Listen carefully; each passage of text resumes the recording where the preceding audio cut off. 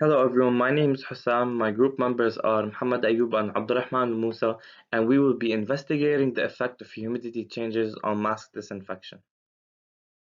In 2019, a deadly virus called the coronavirus emerged in Wuhan, China. It quickly spread to the other countries of the world, causing the global pandemic that we know of today. The World Health Organization recommends that we wear masks to not contract the coronavirus. However, due to the high demand met by a relatively insufficient supply, people are reusing their masks, as you can see in this picture.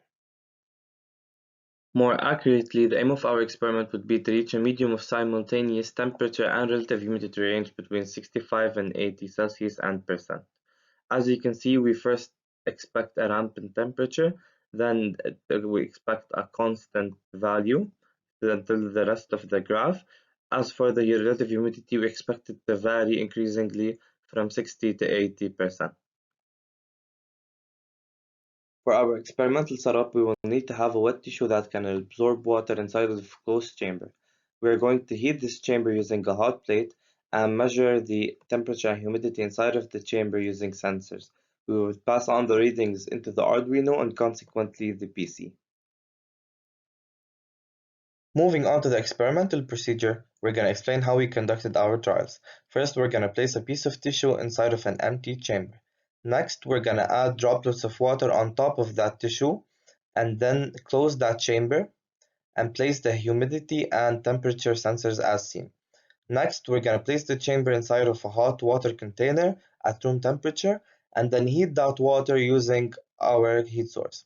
All the results are going to be read by the Arduino and transferred to Excel. So why do we add water inside of the chamber? It's because we want the humidity to remain at a constant.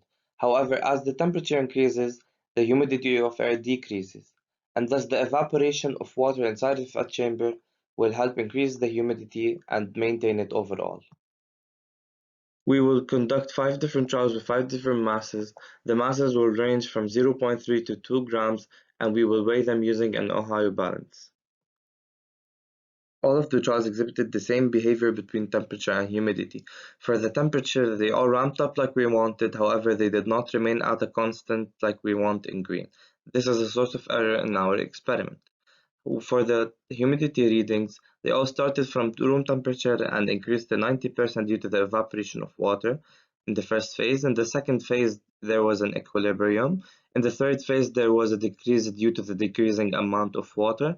And after the amount of water completely vanishes, the rest of the graph just shows the inverse relationship between temperature and humidity. To evaluate our experiment, we must calculate the percentage of error, and to calculate the percentage of error, we should both have the theoretical and experimental masses of water added. The experimental mass can be found from the volume and density of the water added using the syringe, and the theoretical mass can be calculated using this formula, which depends on the temperature and pressure of the chamber at equilibrium. To conclude, the conditions needed to be met were nearly achieved.